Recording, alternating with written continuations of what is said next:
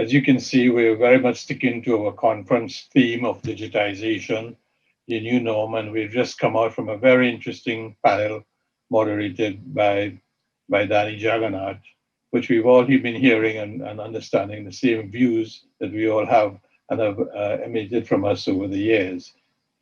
My name is George Gobin, and I'm a director with the TTMAG, and I'm very pleased to be your facilitator for this panel today.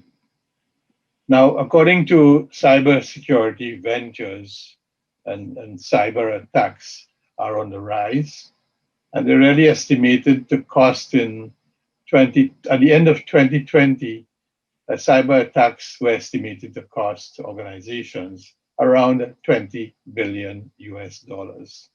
That's really a whole lot of money, $20 billion, when the risk or entry is very such low, and all you have to be able to do is a good fisher or be able to get on the dark web to get ransomware or malware that's available for you for a cheap price.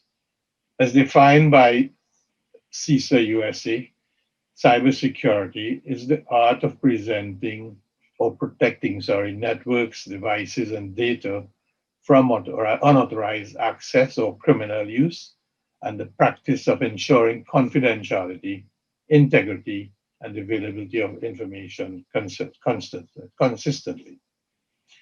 We have all become very heavily reliant on the internet for communications, entertainment, transportation, online shopping, health, etc., on various types of devices. The COVID-19 virus has exacerbated use of terms like digital transformation as an, in fact, increased reliance on use of the internet to conduct our businesses and, in fact, to conduct our daily lives. However, as our reliance and usage of these systems have increased, a new breed of criminal has further emerged out of the shadows, known as a cyber criminal, who is constantly trying to gain access to our computer systems. And he did this initially as a subject of self-satisfaction and self-aggrandizement. But now more and more, we are seeing this as being used as a source of ill-gotten wealth. Computer viruses have been around for a long time since the advent of computers first started proliferating in the 70s. And what we are experiencing now seems to be modern-day versions of this, with technologically advanced software that has morphed into new words in our vocabulary, like phishing, like spear phishing, social engineering, denial of service attacks, man in the middle, cross-site scripting, and most recently, a lot of ransomware attacks being administrated or run on the web.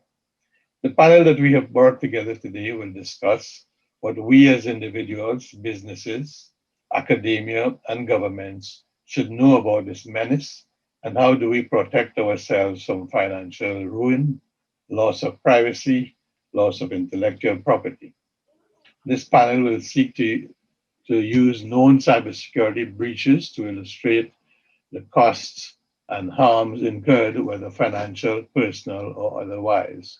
What we are hoping for at the end of this panel discussion, you as our audience today will leave with a much better understanding and perspective of cybersecurity and the steps you need to protect yourself, your family, your business, and your employer. Let me first of all introduce you to our illustrious panel, one by one, as I ask them to give a 5-minute overview on the topic and their take on it. I will only do short bios, and their full bios will be available at our website on this event page, www.igf.tt. This panel that we brought together really brings a lot of industry experience and guarantees that they will do justice to this topic, cybersecurity, the new norm. The first panel, this turn, I'd ask Kerry-Ann Barrett to ensure her camera is on so we can all see her. Kerry-Ann is the Cybersecurity Program Officer with the Organization of American States.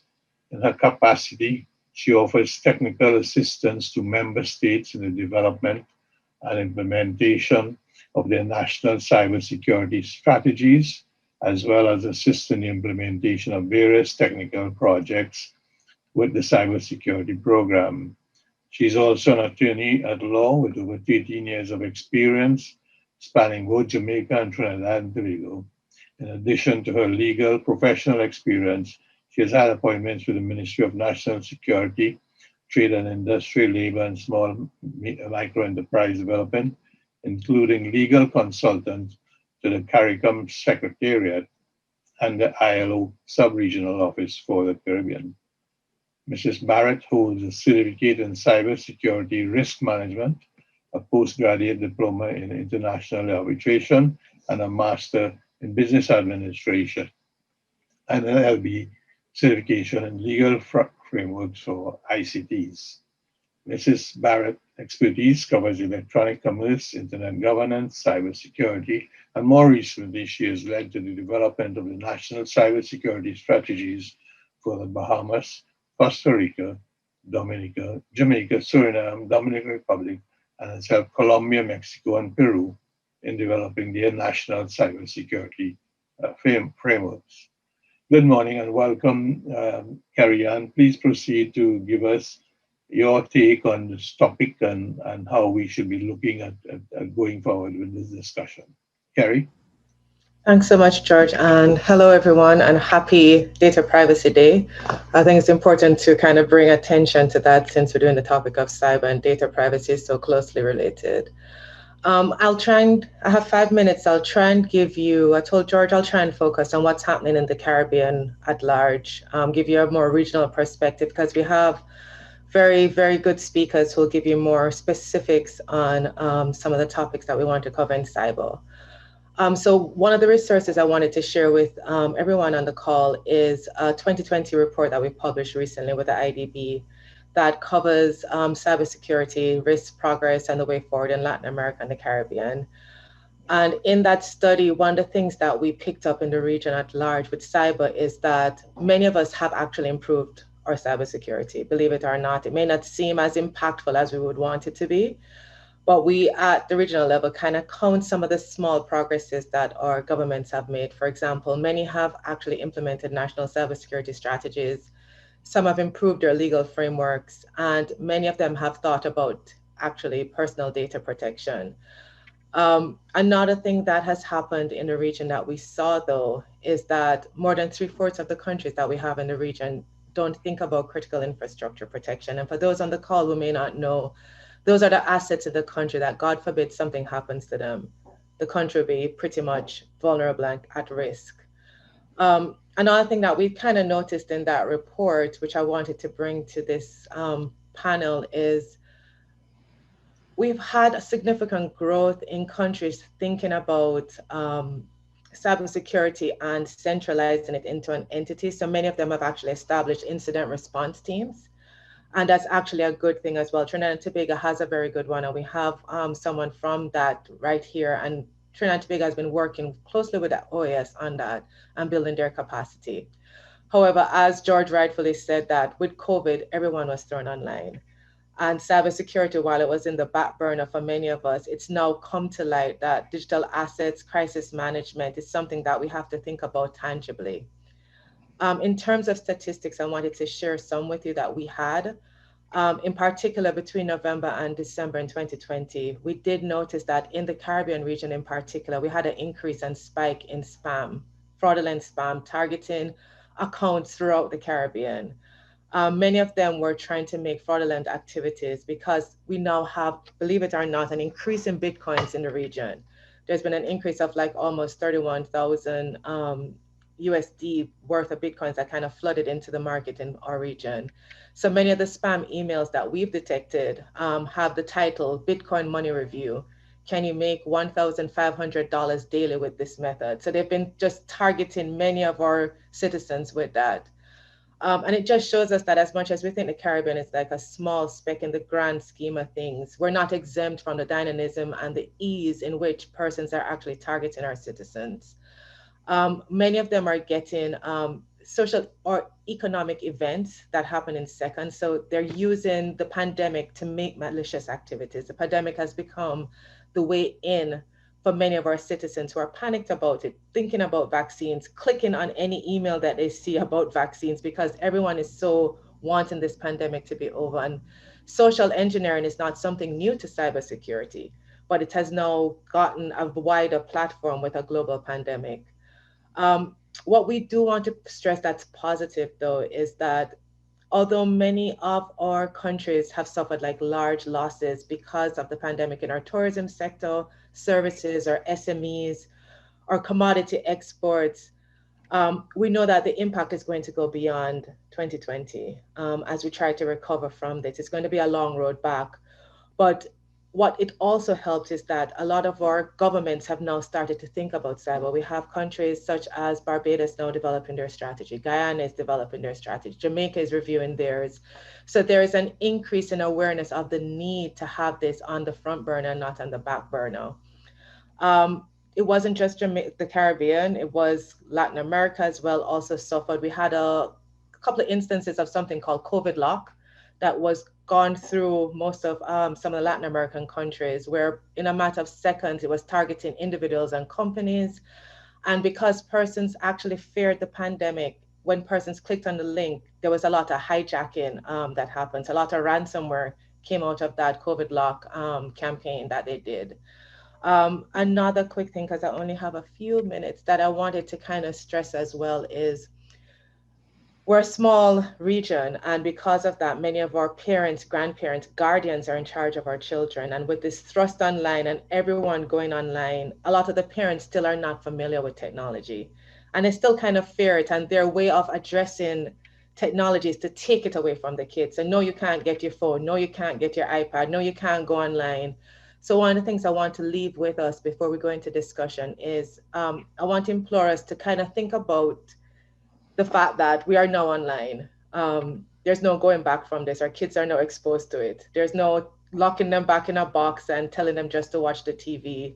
So I want to encourage you to discuss internet safety and develop an online safety plan with your kids.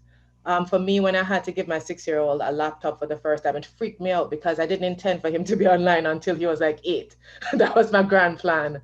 And I actually made him sign a contract with me. I wrote a contract and I said, if anything suspicious happen online, what do you do? Tell mom. And he had to sign beside that line. So just actually, you don't have to be, you've now become a CISO as a parent, as a guardian, as a grandmother. You're now the chief information security officer for your house.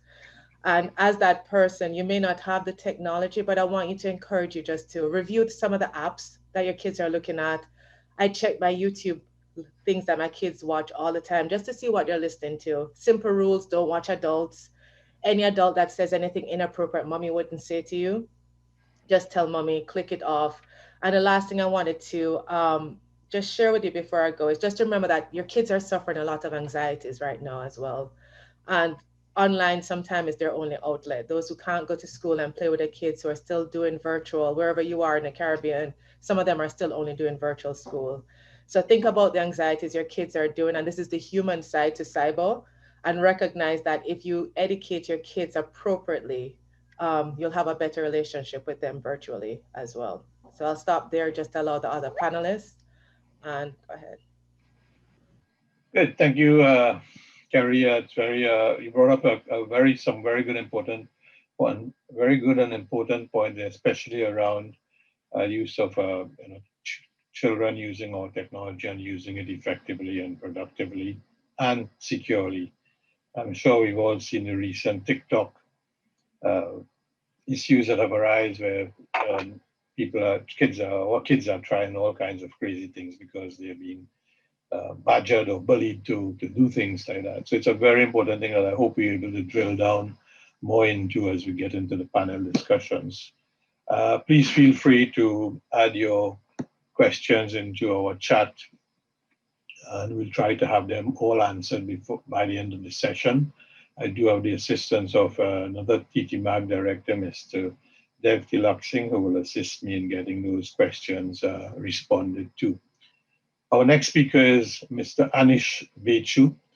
Anish is an ICT security analyst Trinidad and Tobago Cybersecurity Incident Response Team, and Anish is one of the person that Kerry-Ann just was talking about as somebody who's already been doing this and representing Trinidad and Tobago. Anish is an experienced cybersecurity professional attached to the Trinidad and Tobago Cybersecurity Incident Response Team under the Ministry of National Security.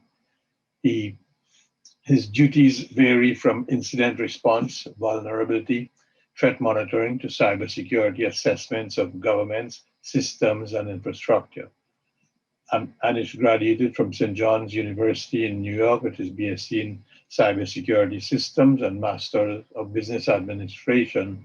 He's also a member of the Cybersecurity Industry Advisory Board at St. John's and for the BSc and MSc programs. I'm very pleased to invite Anish to come and say a few words, his overview on the topic and where he would like to point the discussion to. Anish? Hi, good morning, everyone. So, as George mentioned, I'm Anish Bachu with the Cybersecurity Incident Response Team. And really what I wanted to bring to the forefront today and look at is that COVID really changed how we do business. And almost overnight, it has changed the risk profile, the cyber risk profile of most organizations, right, big or small. And we've been thrust into an area of remote working and having to put systems in place, again, almost overnight to be able to facilitate teleworking and working from home. And with that brings a whole bunch of new systems and software that wouldn't typically be part of your typical IT suite, you know? So in areas where you need to now set up VPN systems for secure access, some people don't set up VPNs, they put remote desktop straight to the internet. You know, they use various applications, TeamViewer, AnyDesk, and so forth. Really what I wanted to cover today is that we in Trinidad tend to think that Trinidad and Tobago is too small for hackers or threat actors to pay any attention to us. But that's not the case. It's actually very different. How these people make their money, how threat actors make their money is by compromising systems at mass, stealing data at mass, right? And it's very easy to get roped into one of these big mass campaigns. So what I'm gonna do now, I'm just gonna go through a couple of the instances that we've seen over the course of 2020 to bring it home as to why organizations need to take cybersecurity important, big organizations, small ones, anything in between, government and private sector. So one of the most prominent things we saw over the entire year of 2020 was attacks against firewall and VPN devices. And it's something that we tracked very closely here at the National CSIRT. So much so that we actually had to alert multiple entities in Trinidad and Tobago about the fact that their firewall, their VPN appliance was actually compromised. So just to give some statistics on that, from January 2020 to December 2020, there were 37 unique devices. I wouldn't call vendors, I wouldn't call any persons, but there were actually 33 different organizations with vulnerable VPN and firewall devices, right? Mainly because they were outdated, they weren't kept up to the latest software upgrades. Some of them were because of security misconfiguration. So these are all things that we need to be on to secure our network. And an interesting fact, out of those 37 devices that were compromised, 28 of them, the credentials for 28 of them, the user credentials for 28 of them ended up on the dark web on various forums. You know, so those 28 organizations, or actually all 37 of them, had to really undergo really intensive security audits and to go back now to see if anyone actually made it into the network and what did they do if they made it in. Okay. Another big thing that we saw and that Kerry-Ann mentioned earlier was the instance of spam. We got a lot, we've gotten reports of a lot of extortion-based spam emails, as well as a lot of Bitcoin-based spam emails. And they're basically trying to trick users, whether private users or users as a part of a company, to send out money, scare them into sending out money. One extortion campaign that we got quite a few reports on was the instance where the attacker claimed to have compromising pictures of the victims, through hacking their webcam and so forth. So these are all events that happen on a daily basis, and we at the CSIRT try to track, mitigate, and respond to most of these instances, particularly for government and government entities when it happens within them. So it's very important to take the necessary actions to protect ourselves, because it's something that happens. Trinidad is not too small for anybody to want to attack, because like I say, information these days is power, and information these days is money, right? So, I mean, just a couple things to leave you with before I turn over to the next panelist is that, one, pay very close attention to your security. Don't leave it as just an IT responsibility. Cybersecurity is now a board responsibility. There have been cases in the US where board members have been held accountable. CEOs have been held accountable for cybersecurity breaches, right? So this is a board issue now. This is not, you can't just relegate it over to the IT department and say they will handle it. This is a company-wide issue. And just a parting word before I hand over. We send out security advisories here from the National CSIRT. If you'd like to be a part of our security advisories, go to our website, ttcsirt.gov.tt. And if you scroll all the way down, there'll be an area to subscribe, and you'll get security alerts from us and security advisories. George, I'd like to hand it back over to you. Thank you so much, Anish.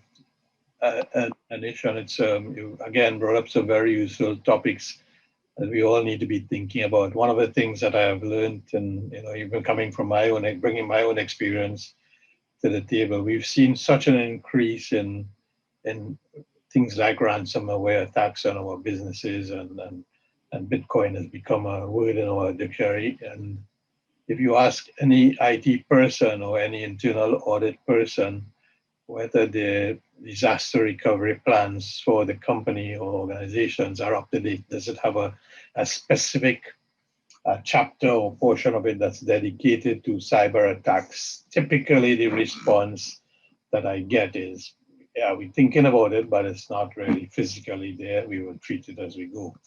And if I'd want you guys to take one thing away from this panel today is, please ensure that your disaster recovery plans, which you spend a lot of time putting together, it's properly updated with the challenges of today, which mainly are going to be cyber attacks. I'd like to welcome our next panelist, who is Nicolas Antoniello.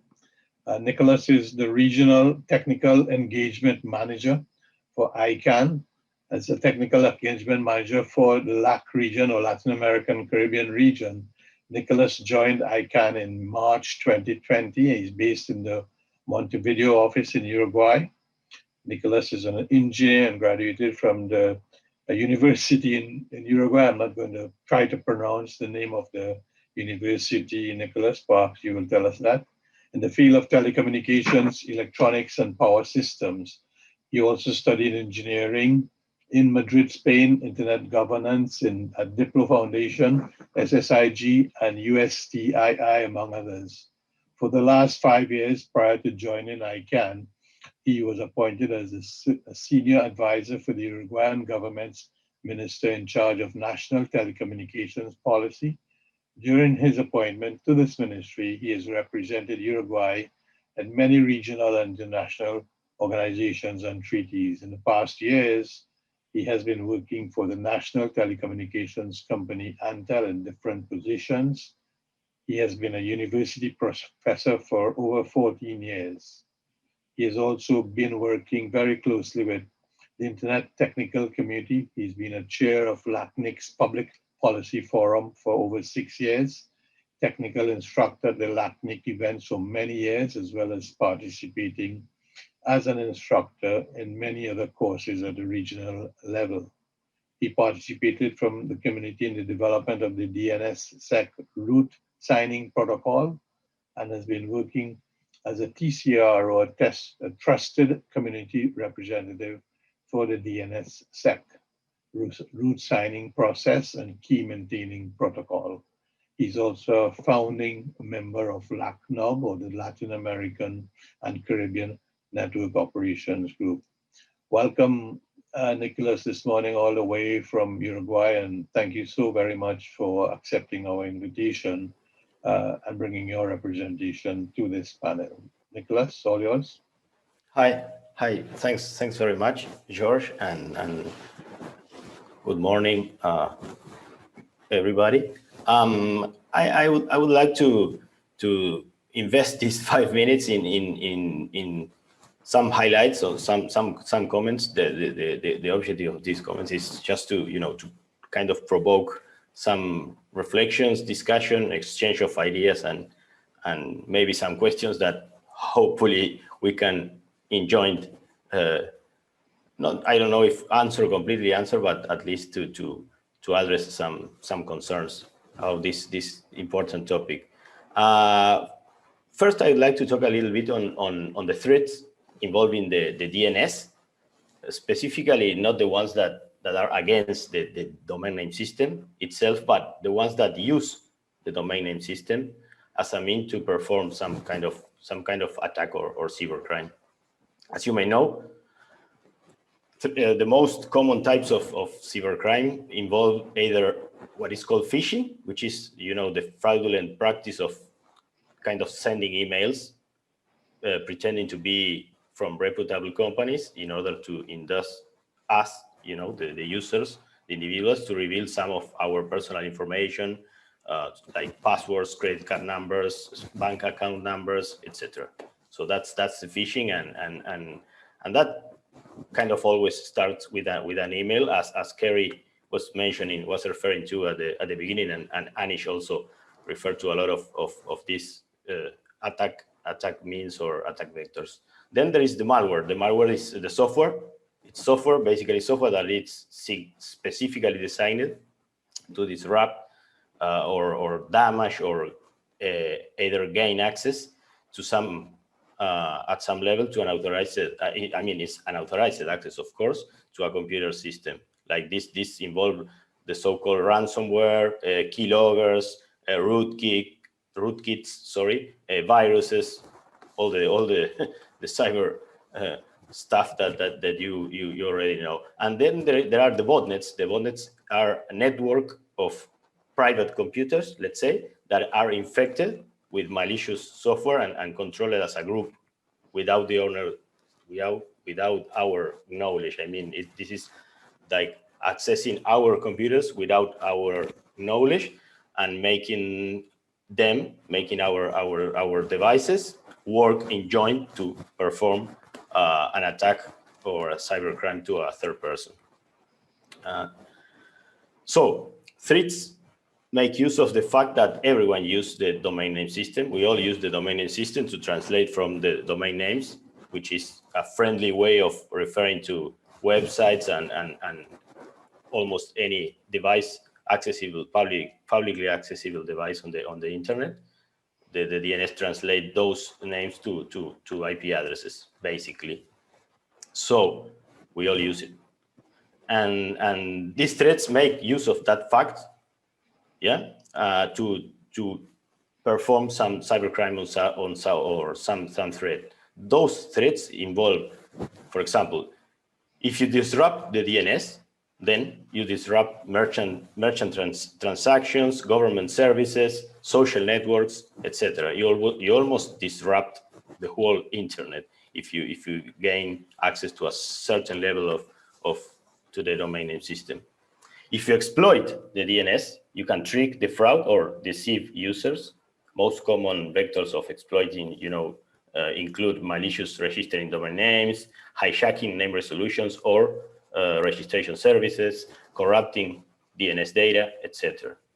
And some of the most common attacks that make use of the DNS system are what is called disrupted reflection and amplification. That is normally to spoof the source IP address of a user, for example, or of a website server or whatever. You want to to make a denial of service and throw that device a lot of traffic as much as possible, so that that device can manage that traffic and stop providing the service that is meant to provide.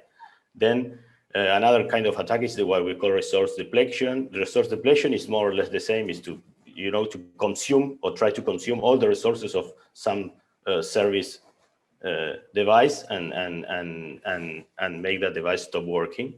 Cache, what we call cache poisoning, which is to kind of at the resolver, at the DNS resolver level, they change the registry. They make it they make a DNS resolver answer the user with a wrong IP for a certain domain name. For example, I want to go to my bank account.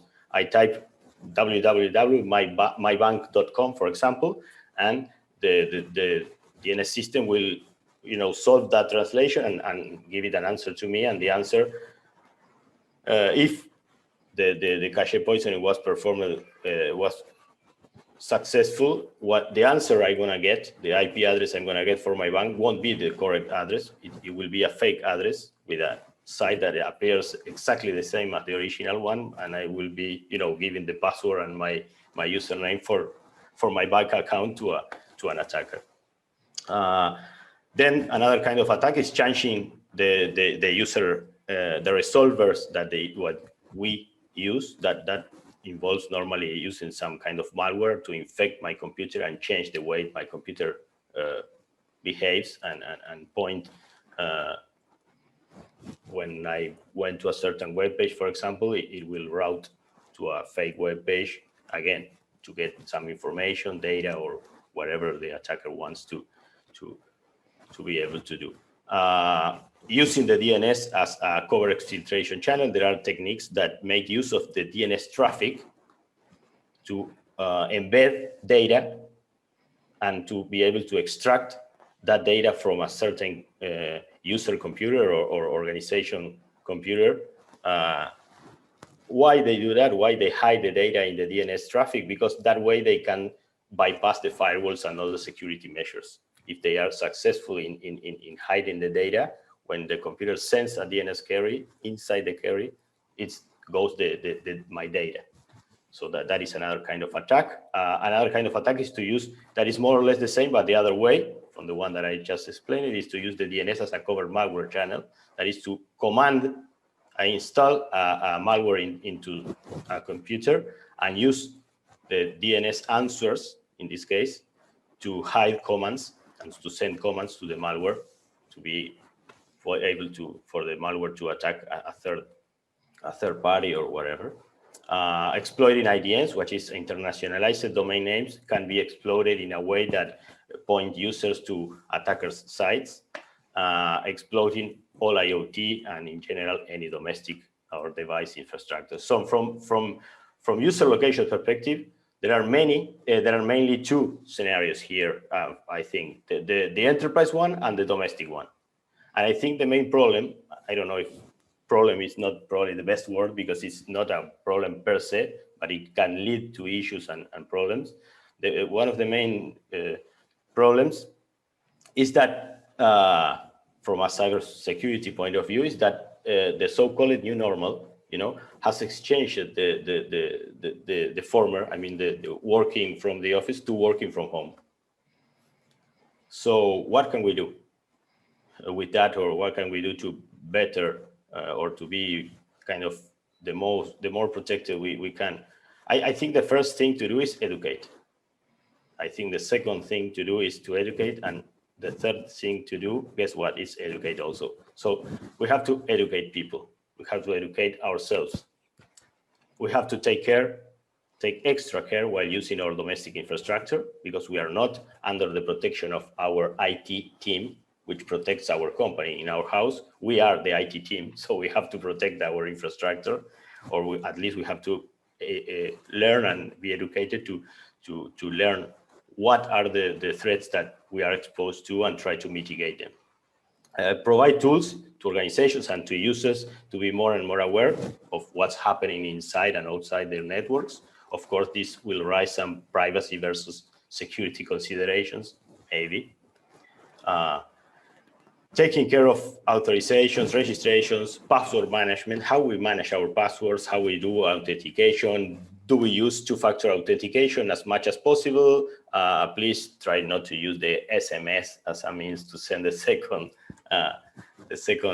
two-factor authentication. And I have, if I use software in a regular basis, I have to have it, updated.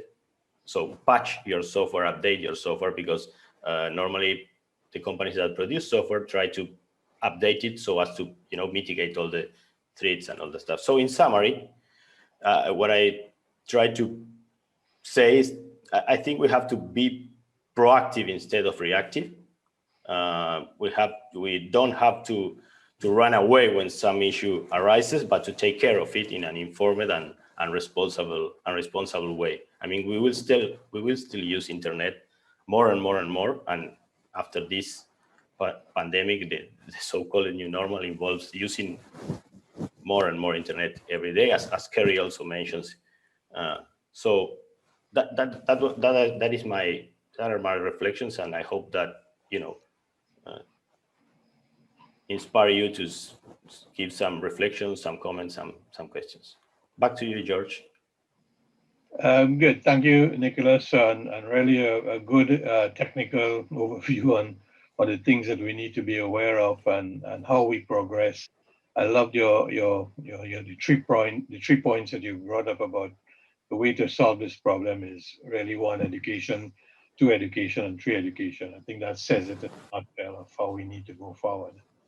Our final presenter on the panel today is Dr. Rajendra Singh. He's a system engineer from network security at UWI St. Augustine.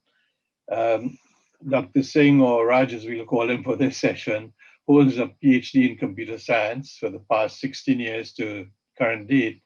He has defined and held the lead role for network security at the University of the West Indies, St. Augustine campus. He has a very broad set of training and experience in cybersecurity, holding as well several globally recognized technical and leadership cybersecurity certifications. Raj has implemented a wide range of innovative solutions for the university, mostly with minimal to or very little resources assigned. The latest one leveraging a vendor's VPN feature to achieve a zero-cost two-factor deployment with self-password resets for close to 2,700 staff working under the new normal at the University of the West Indies. Raj, welcome. Thank you very much for participating, and handing over to you now. Hi, thank you, George. Good morning, everyone. So, by being last year, you more or less heard the full gambit of cybersecurity that could be discussed in a forum like this. I have an article here which kind of summarizes where the new normal is. This article basically said that 95% of organizations have responded to the survey saying that the first thing that they have to do is change their cybersecurity strategy. Right? The biggest problem they have is enabling remote work at large scale. And as Nicolas mentioned, education, right, for your employees. Network security and threat prevention, those needs to be improved, and it's probably rated at like number 4. Endpoint and mobile security probably go hand in hand with the remote work, because it's either you deploy these endpoints and mobile devices which your organization would normally hand over to the employee, or you do bring your own device. In those cases, Kerry-Ann started off and said, welcome and happy Data Privacy Day. So one of our challenges when you bring your own device, and even providing a device for that employee, how do you protect that person's personal information when it is at home? Let's say they're using their own device. How do you, a lot of employees do not want to use their own device because they think that you are going to be able to retrieve some of their personal information. And similarly, if you give them a device to take at home, that device is connected to their network, right? So how do you protect that privacy? It's always a challenge for us. We tend to go with some sort of client to manage that endpoint. And it remains one of our biggest challenges at the university when we ask you to bring your own device, or if you give you a device, and some people even challenge the two-factor authentication using an app. Why should I use my personal phone, right? So that's just the tip of the iceberg, but it's a recurring problem that we're having. If I go down the list here, rapid adoption of cloud technology is one of these strategies that we forced into at the university. One of the very first things that we did when this pandemic started and you had lockdown was to move our e-learning platform to the cloud. Most of our services are in our data center.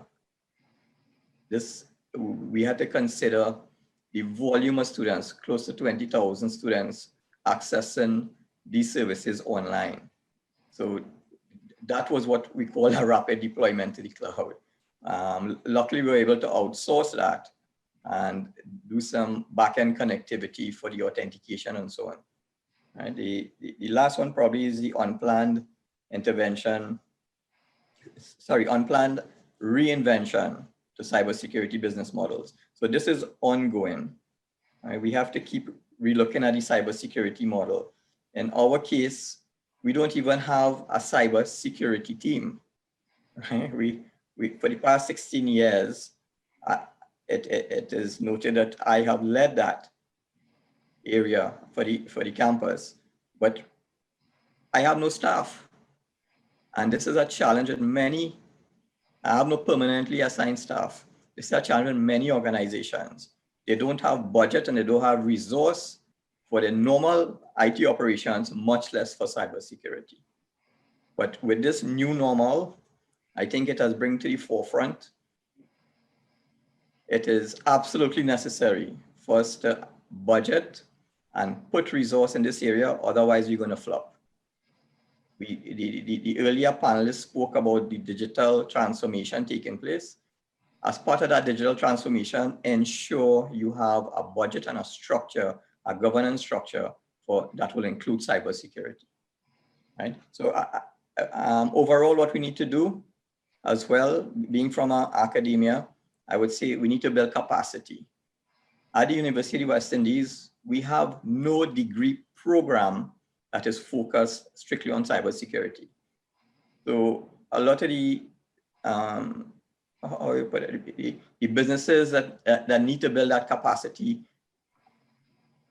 usually have their employees doing certification courses or foreign courses. We need to build that capacity locally and in the Caribbean. I've had some association with the CSIRT, Trinidad and Tobago CSIRT, and some of the training that the OS had done that Kerry-Ann spoke about.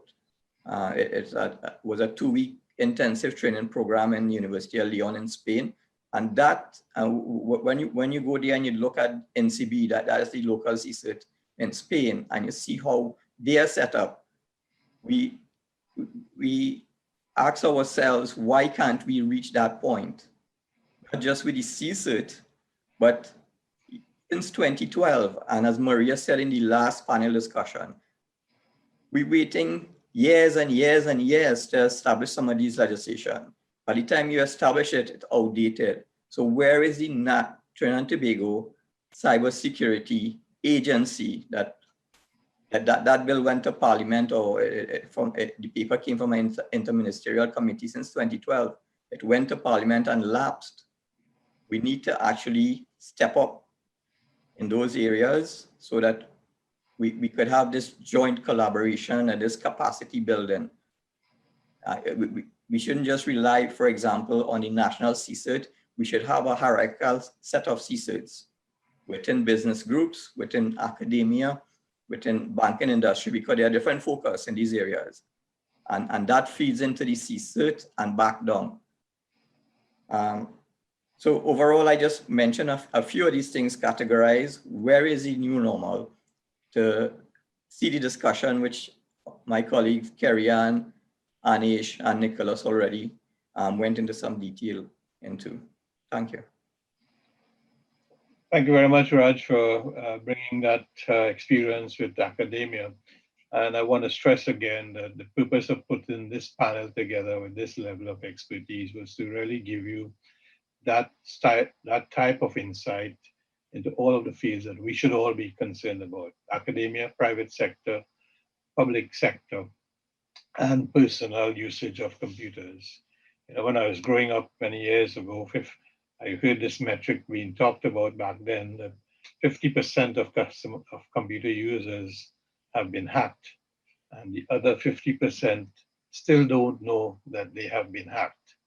So I want to take this off with a question to back to Kerry, which she started a discussion on it. Kerry, you know, how much of a threat is cybersecurity in our region and globally? I know you started talking about cybersecurity in our region, but we are such global players now in terms of vendors that we deal with, other countries that we have relationships with.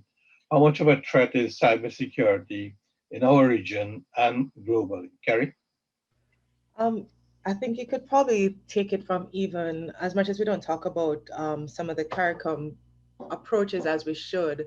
If you think about the fact that all the way back in I would say probably 2014, 2013, CARICOM heads of government had actually tiered cybercrime as like a tier 1 threat. It's actually been on our agenda for years now. It's not something that hasn't been considered a tier 1 threat. And it's a lot of it is as a result of, as you said, it's lack of knowledge. It's not recognizing that once you're connected to the internet, you're vulnerable. It's not a matter if, it's when. And one of the things that we promote, it's not a matter of being fearful. It's like knowing that if you drive on the street, you could have an accident. But it doesn't mean that you stop driving. It just means that you do the precautions. You put on your seatbelt just in case of an accident. You make sure that you keep your eyes on the road. You use your indicators. So I think thinking about cybersecurity through those lenses, it's not a matter of cybersecurity being a threat, but it's more how can we put best practices in place so that if something happens, the impact is mitigated as best as possible. I think that's the perspective I'd want to throw instead. Okay, good. Heading a little more into some of the areas of technical background, and maybe Anish, you could give us a feel for this. When I look at the Gartner statistics on where people are being cyber attacked and what their metrics are, Gartner says that RDP compromise is about 57% of the cyber attacks that happen. Email phishing, various forms of email phishing, about 26% comes from that, and other malware, viruses and stuff like that, 16%. So it seems that phishing, RDP compromise, and timed releases of malware seems to be the highest or the most profitable, most consistent, most found. How would you recommend to our audience how they handle these three things: phishing, RDP compromise, time releases of malware? Anish? So just to give some statistics about those instances before I answer the question. As of this morning, I checked the record this morning, and as of this morning, there are 202 exposed RDP systems in the Trinidad and Tobago IP space, right? That's 202 different machines with a direct line of communication from the outside that attackers can potentially take advantage of, right? So there was actually an increase in that from the beginning right before COVID into now of about 17% in the number of open RDPs that we've seen in Trinidad and Tobago space. Now, in the case of protecting in this sense, right, is that the general rule of thumb is that unless absolutely necessary and that there's no other physical way possible, remote desktop protocol shouldn't be exposed directly to the internet. You access it through a VPN, so you have the persons who would need access to the server or the device. We would have them securely VPN into the network first, and then they could move from there into RDP and into remote desktop and into wherever device they need to get into. In the context of phishing, right, it's really centered around user education, right, cybersecurity awareness. Because no matter how many spam filters and security measures that we do, there's still many instances where phishing emails get through. So really you're relying on your staff at that point, you're relying on your workers, you're relying on the people of your organization to identify what a phishing email is, and in order to do that, they need training to do so, right? And George, what was the last point? It was time releases of malware, where malware is getting into your system, but it doesn't become activated until 3 months, 6 months later. So all the things that are coming to your system don't get activated for a while. And people who have been getting away from cyber attacks because they feel that they have backups. But what happens is that the malware is affecting the backup. So you can go back 3 months, 6 months, 1 year, and still have your backups being affected with malware. The most recent example of this is something that we've seen called the snake ransomware that actually goes back 1 year before it gets activated. So you may think that you're safe, but your backups are not.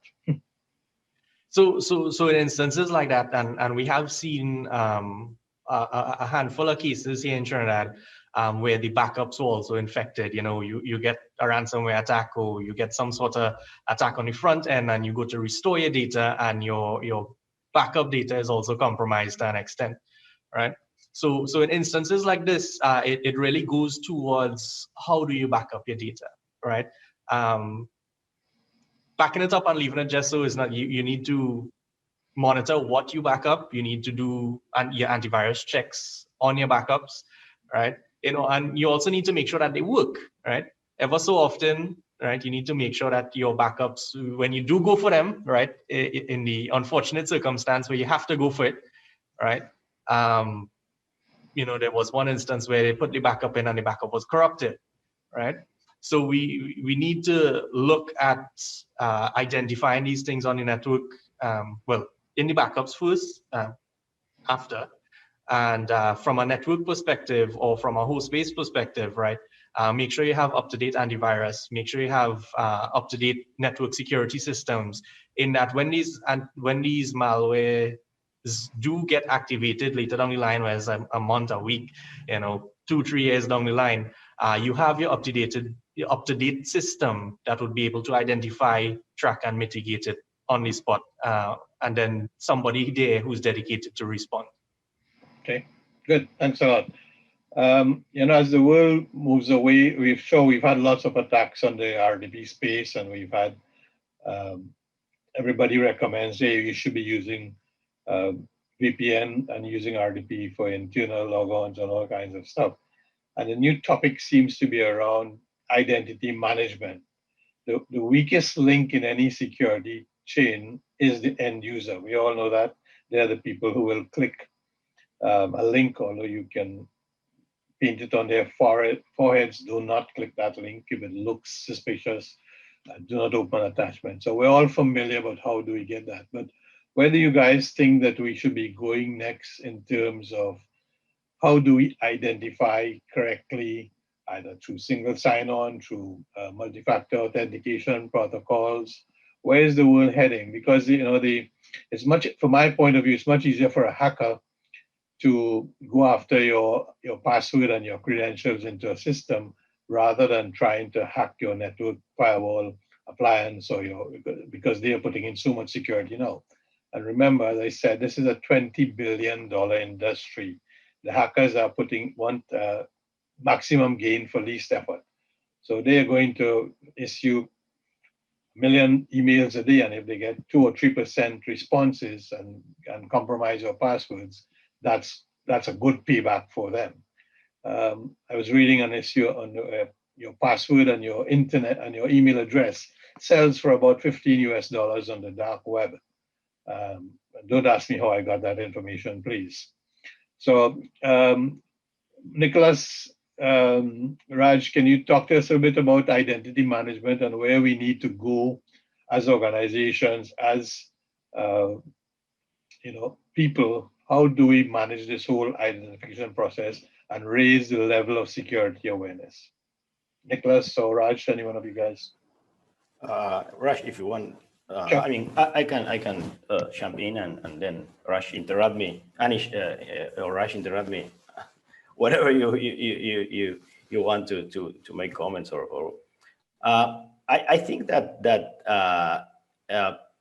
things have changed, not a lot, but significantly when we, mainly not because of the I mean, of course, because of the pandemic, but from a cybersecurity perspective, they have changed in the way we deal with everyday work and with our everyday social development.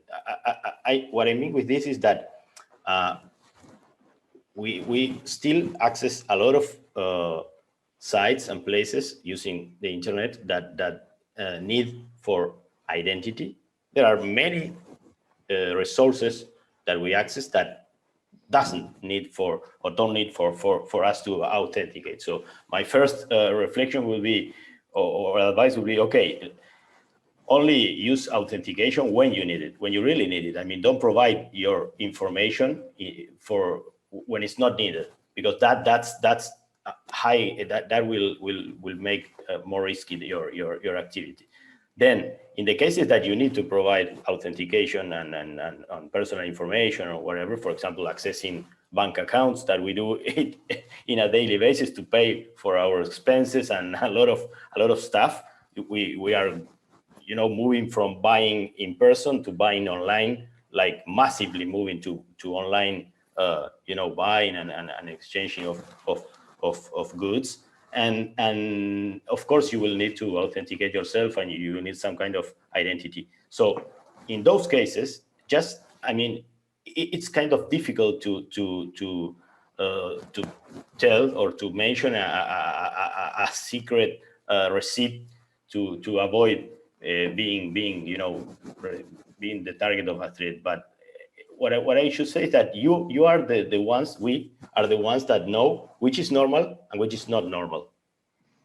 I think we have to educate ourselves. We have to read, but we have to take, to bring the attention that we have to educate our children also, because now they are more and more using the internet and using some in a way they didn't use it before.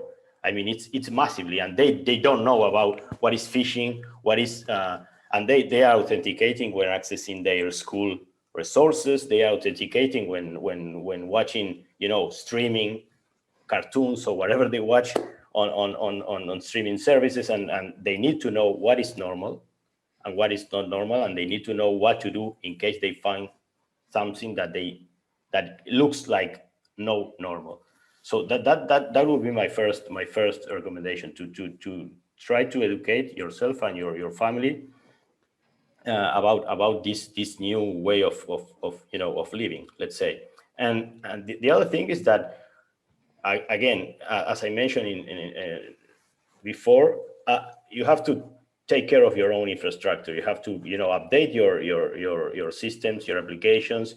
You have to use strong password. Don't use root/root or password bar /password123. And if they ask me to change the password once a month, don't use password 1, password 2, password 3.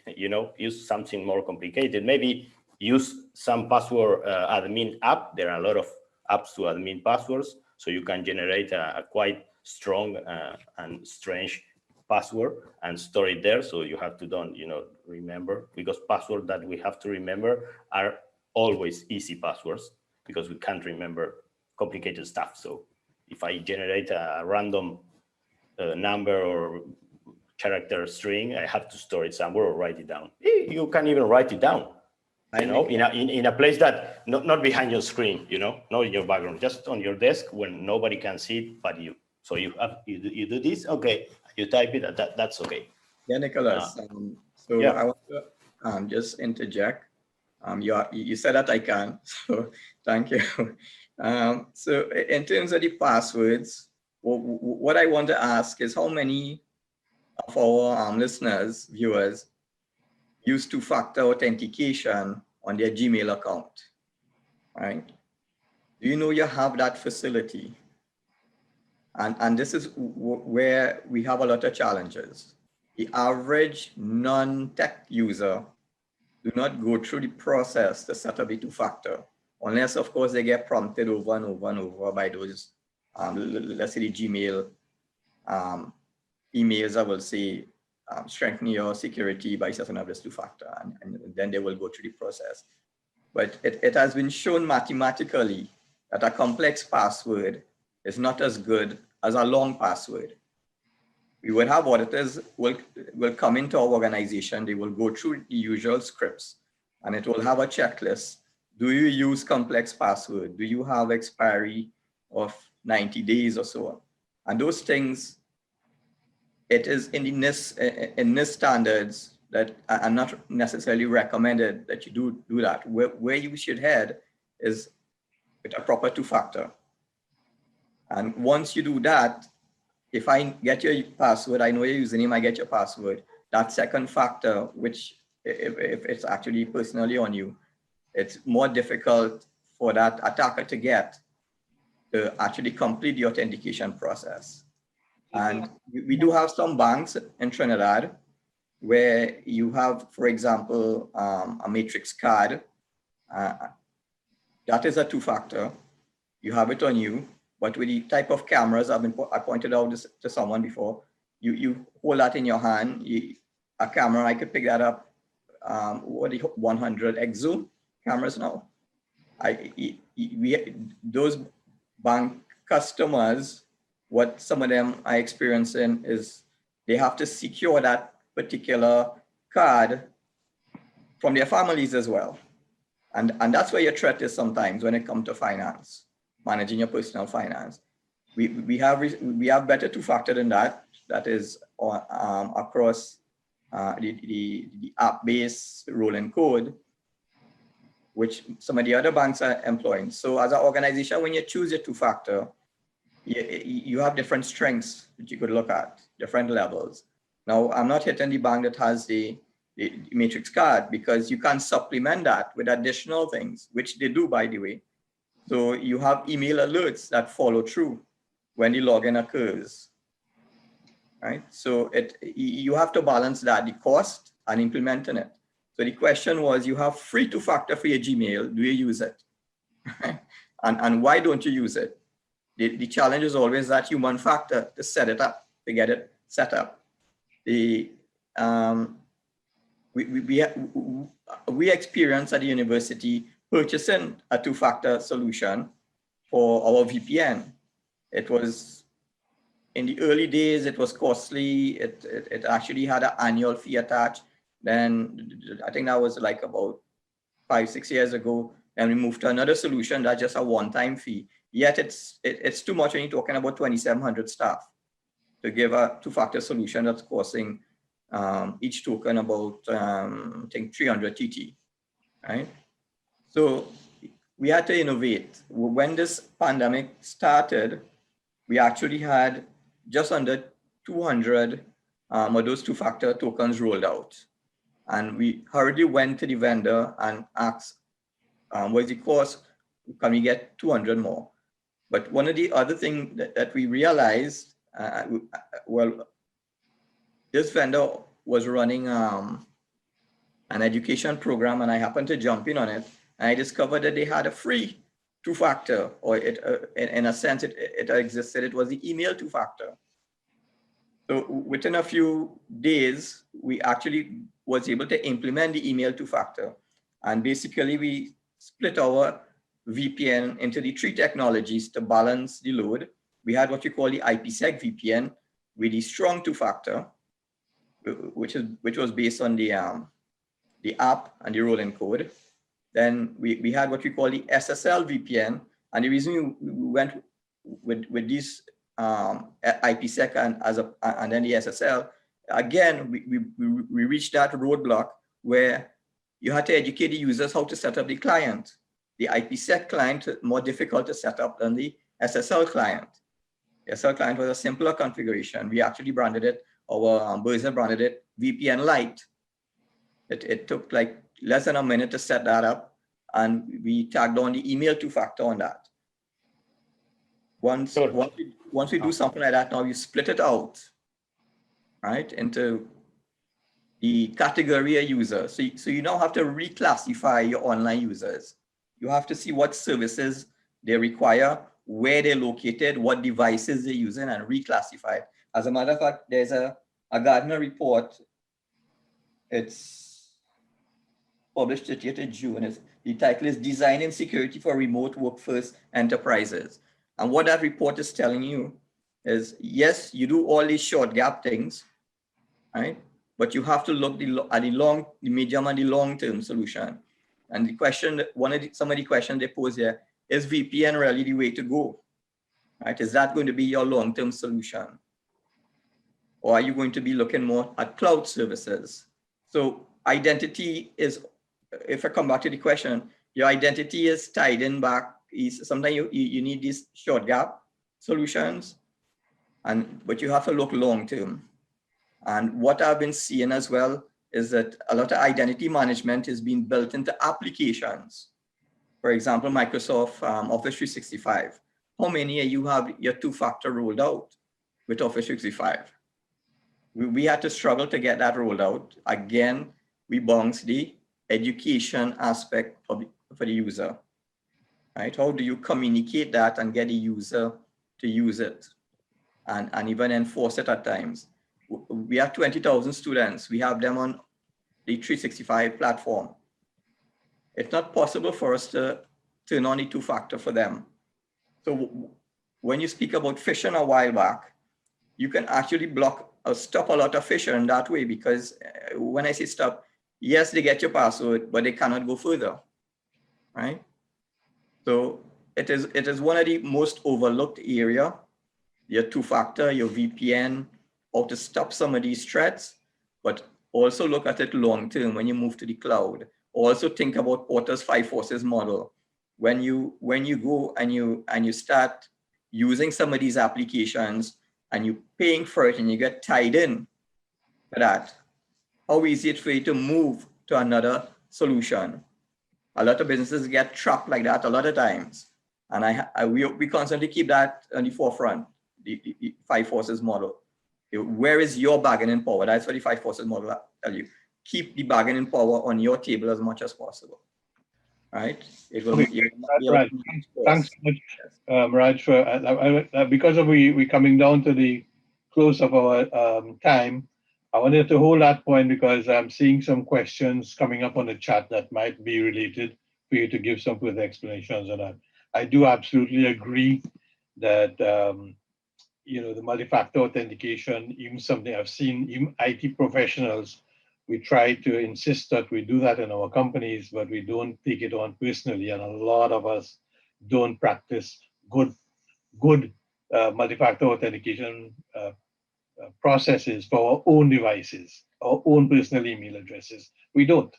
So because I want to get everybody a chance, I've seen lots of questions coming in. And thanks, Anish and Kerry-Ann, for posting links on the chat for things that you have been talking about, and very much appreciated. Devtilak Singh, do we have any hot issues that have come up on the chat that you'd like to bring to our attention? Hi, everyone. My name is Devtilak Singh. Just confirming you all are hearing me? Yes. Okay. Yes, there's been a lot of discussion in the chat with sharing of resources, cybersecurity resources, and so forth. But 2 questions have emerged.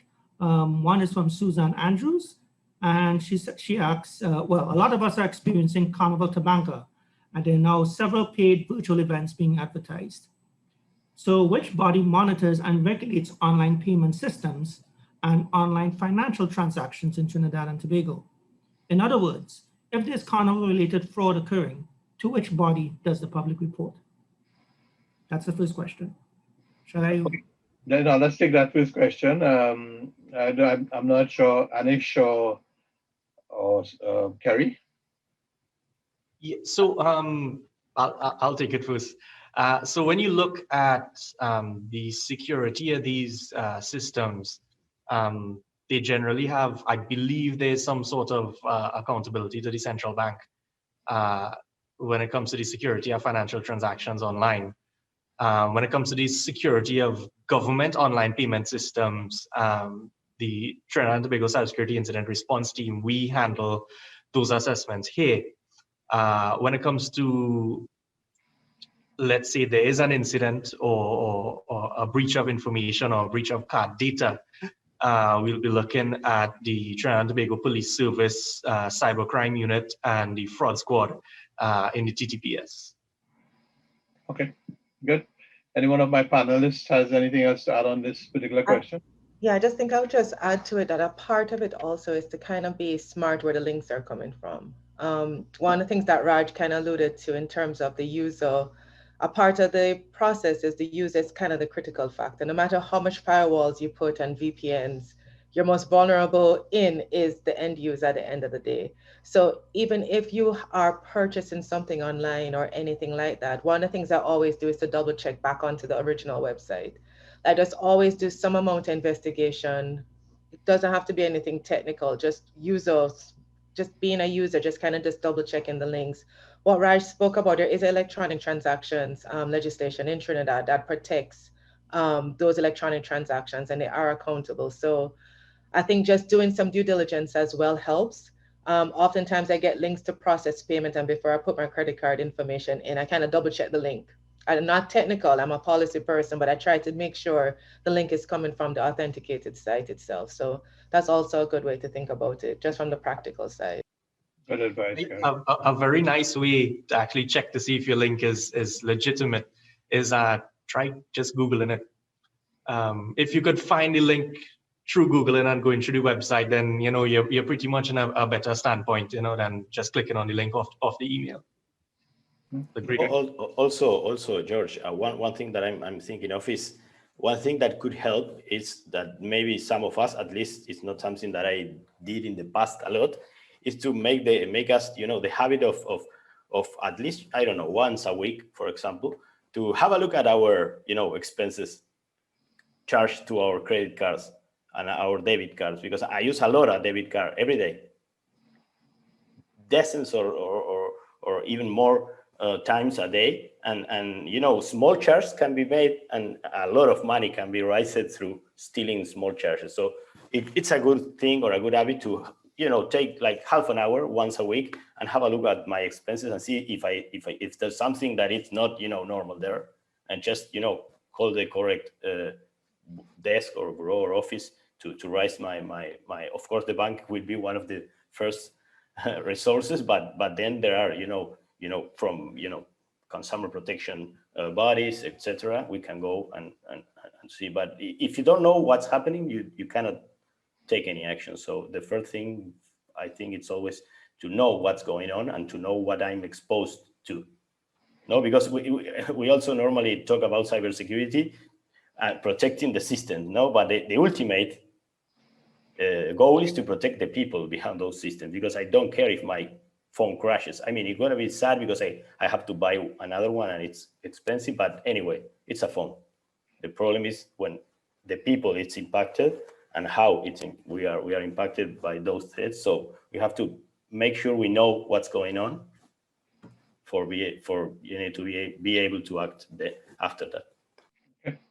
Thank you. I think it's coming back to that point of personal responsibility for those kinds of actions. Dev, is there any other question waiting for us to respond? Yes, thank you, George. This is Devanand. So we have a question from Karishma Raghunath Singh. How feasible would it be to make it mandatory that organizations be associated or at least employ a cyber response team? The question is open to the panel.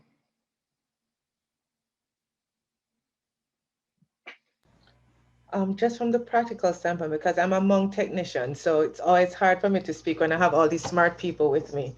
I'm just a policy person, but think about it more not in terms of a cyber response team, but to make sure that you have a cybersecurity response role within your organization.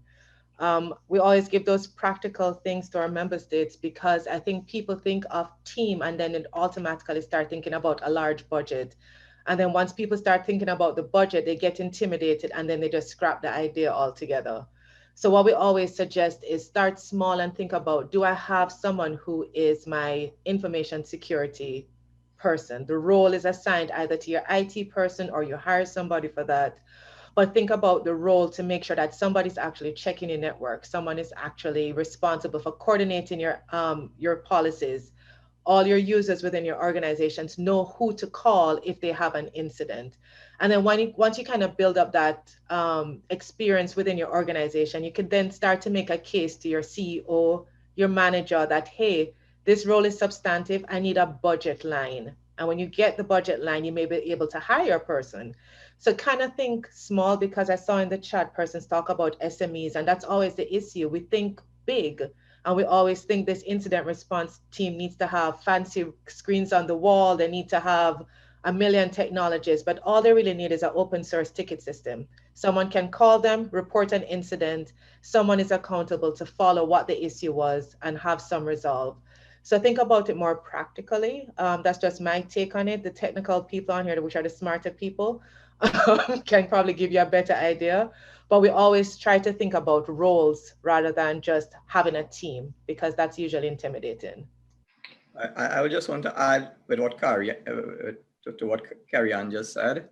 If you do want to go all the way and have a budget and to set up a CIT, incident response team, there is the RFC 2350, which is probably the easiest RFC you will find and can read in English to make sense. You could actually use that to guide you how to set up your CIT and to actually come up with an initial budget and probably have a plan and to scale it as time goes. So look for that RFC 2350. But Raj, is that for SMEs or small and medium, they probably don't even understand what an RFC is, and they probably it's way beyond their capability of thinking. One of the things I said, George, is that is the simplest RFC you can find, easy to read. It's in English. I think Anish would support me on that. Right? It's one of the easier ones, definitely. The problem is I'm selling fried chicken and chips. That's not my forte. It's not my strength. I'm dependent on one person or 1.5 persons that I have in my employee that managing IT that has 1 million tasks to do at the end of the day. So I'm trying to get a feel for how do we elevate the importance of this subject for people whose core business is not IT and security. How do we get that message to them? Sure. I think that to add to what Kerry-Ann said at the beginning, I would add to that we have I would say that we also have a cybersecurity role within our family now. I mean, this has changed again. Yeah, agreed. So we are our own cybersecurity team. In the past, we didn't care about cybersecurity. Maybe some of us care because it's part of our job, but not because on Sunday we will read about cybersecurity. Maybe I read a novel, but not about cybersecurity. So I would say take your time, or a little time at least, to know what is going on out there, to be able to act, because there's a common set there that says you don't have to. I mean, sometimes it's better not to know how to solve something, but to have the number of the one that knows how to solve it. But to call that one person, you have to know what's going on. So I should say, okay, I should call this. So be informed. You are your own. We are on our own at certain level now. But Okay, good. So just to add my take on it, particularly for smaller organizations, the CSIRT is here if you need advice. if you need direction, so feel free to reach out through our website or email, and we could more than help you. Dependent on resources, of course. We're still a government entity, so resources are strapped. But we'll do our best to guide you in the right direction, and how much ever collaboration is needed, we could work with it from there. So actually, my point of view is that that's where the responsibility and the accountability should really exist, because the government at the end of the day is the one that should be challenged and should be the one that has the budget to understand the importance of having this access for its citizens. We can't obviously all set up CSIRTs in our organizations, but there should be that central governing body. Devon, do we have any more questions on the web that we need to respond to? There's another question from Luke. Sorry, Devon here speaking. The question is, when we consider the future of digitalization in the Caribbean, what are the expectations of the IT fraternity in terms of CARICOM involvement?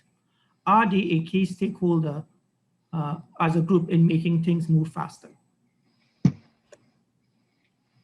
I'm going to kick that conversation off because as some of you know who have been had other conversations or attended our other seminars, we've been speaking about something called the Caribbean Data Protection Act for the Caribbean, really modeled against the GDPR.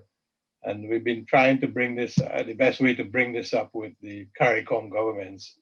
And just like everything else, it depends on where they see as priorities of getting important legislation like this enough. And for those of you who want more information on that, please feel free to visit igf.tt to see the last discussion that we've had on this back in November, I think it was, where we had a major discussion on CDPR.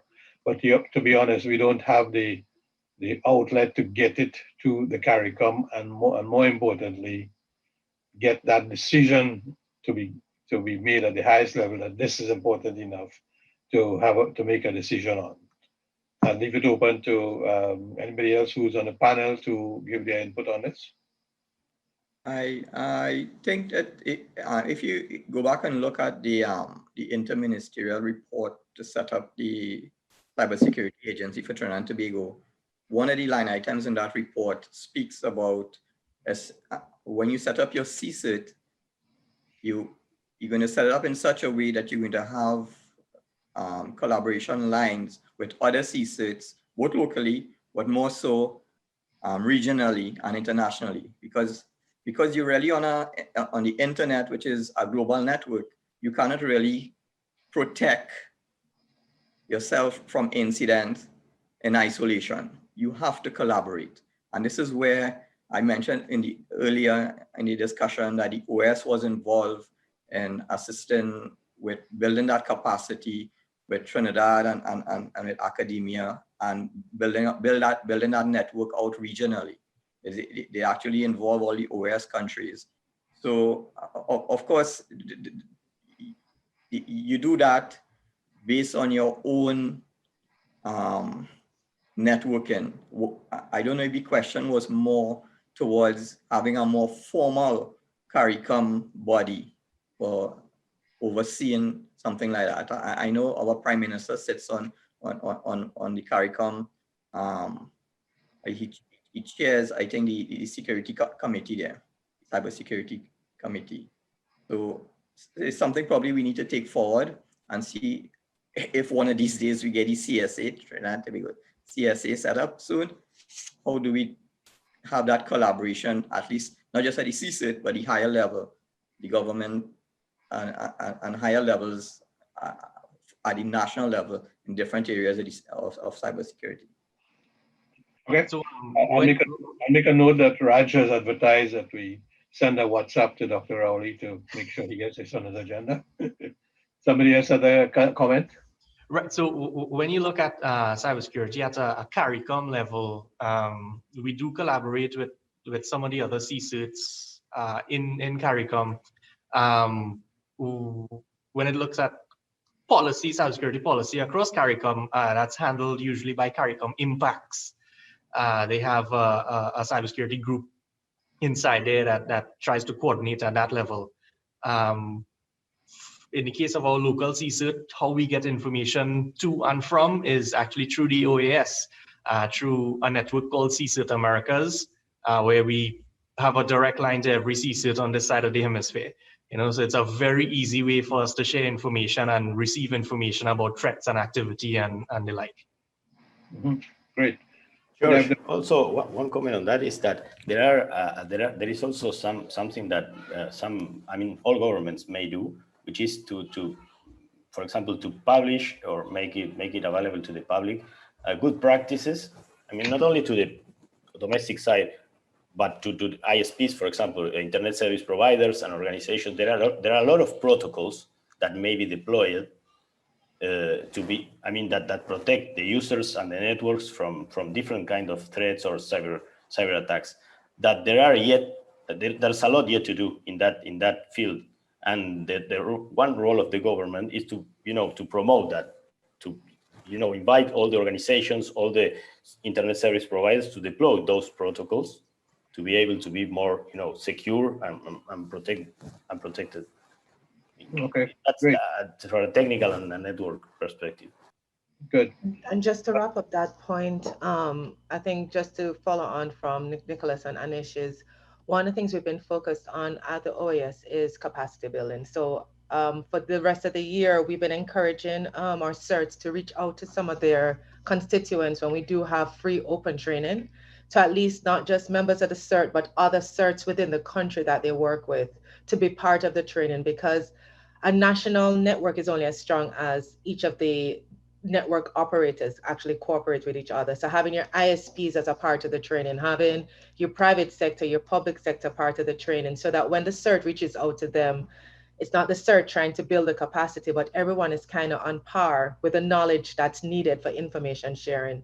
So we even, just for everyone to know, we did something recently with the Pacific Alliance called MISP, which is one method of information sharing platforms. And we've been encouraging our member states to think about information sharing among the national CERT and other persons within the country to be able to share data, because it's not a matter of getting the data out in the region. If something is happening in Trinidad, more than likely it's probably happening up the pipeline in Jamaica. It's probably happening in Barbados. But because nobody's talking about it, everyone is being knocked off one by one, like a secret assassination happening that nobody's talking about. So if we start to share information, putting in the right protocols, because that's one of the things we actually developed for the Pacific Alliance, an information sharing protocol. So among the 4 countries in the alliance, they're able to use that protocol, common terminologies, common taxonomies for different incidents. So everyone says penetration is penetration. This kind of attack is an attack. So everyone is speaking the same language. If 5 pens mean that it's a serious incident, everyone hears it the same way and can share data. So it's something that we're thinking about for the Caribbean, and we're going to see how we can figure out to roll out that kind of training to make sure that Caribbean countries start to think about it the same way as well. So I just wanted to throw that out. Excellent point, Kerry. Folks, we're pretty much near to what our end of time was. Dev, if you have any further questions, can we encourage our participants to probably send them, or we can follow up separately with specific things. But a lot of this comment and a lot of the presentations will be at the IGF.TT website. And if you have any further questions arising when you leave and you said, hey, I should have asked this question of this panel, please feel free to contact us at info@mag.tt. And I do encourage you to join the MAG so that you can be part of these discussions as we go forward. In the remaining time that we have left, I would like to have each panelist give a 1-minute overview on where you would really like to see this go next based on this discussion and all the points that have arisen in 1 minute or less. So I'll throw something at you if you take more than a minute. So Kerry, why don't we start with you? I think I just want to encourage everyone on the call to think about cybersecurity not as an intimidating undertaking. Cyber hygiene is what we promote, and thinking about how you brush your teeth, comb your hair. Internet is now our new life. It's not something that is a distant future where we think it's something out of our reach. All our kids are online. We are online every day. Some of us are stuck at home online. So that's the only interaction. So I think I just wanted to leave with everyone to think of cybersecurity as a hygiene matter. Do your due diligence, update your machines, do your password changes, all the tips we've tried to give you here. Just try to employ it. I shared in the link Stop Think Connect website, because it's a very neutral platform that gives tips for every business, citizen, everyday person. So just wanted to leave with that. Great. Anish? Right. So what I want to leave you guys with is, to change how you think about cybersecurity a little bit. It's not an IT. It's not just an IT responsibility. It's everyone in the organization has a part to play, and all you need to do, they're simple steps, to get yourself to improve your cybersecurity posture, right? As Kerry-Ann mentioned, keep your stuff up to date. Know your assets, know what you're protecting, know the information you need to be protecting, because not everything on your network needs to be protected to a Fort Knox level, so identify where you need to protect and prioritize. That's the best way you could use your resources, and contact the C-suite if you need advice, you need guidance. Reach out to us. We are here. You could reach out to us through our website, or our primary email address is contacts@ttcsirt.gov.tt. Great. Thank you so much, Anish. Nicolas? Thanks, George. I think Kerry-Ann and Anish did a great summary of what the future and recommendations would look like. But what I may add to what they've said is that it's more or less the summary of what they say is that cybersecurity is part of our lives now, more than in the past, because great part of our social interactions and our life turned to almost fully online for a year now, and probably it's gonna take another year or so to go back to some degree of what we had before in terms of personal, face-to-face interaction. So this is part of our lives now, and we must act in consequence for that. And to add more, I want to tell you that we in ICANN we have one of our goals is to provide capacity building on all ICANN related topics, and we have a curricula. We have a lot of capacity building proposals to provide. We can also coordinate with Kerry-Ann. We are coordinated actually with Kerry-Ann, with Anish, with Raj, so we can all provide set up a capacity building schedule for any organization or group of users or anyone that wanting to go deeper into this matter. So I'm open to just drop me an email or contact George, and he will contact us, and we can coordinate and start right with that. So, and thanks very much for your time and for the invitation to this panel, George. Thank you, Nicolas. Raj? I think my colleagues said almost everything. I just posted a link on the chat to close things off. If you take a look at that particular document from Gartner, it will actually guide you in setting up a roadmap for the short term, the long term, medium term, right? And it's basically along the lines of what the entire discussion was about and how Kerry-Ann and Anish and Nicolas just summarized.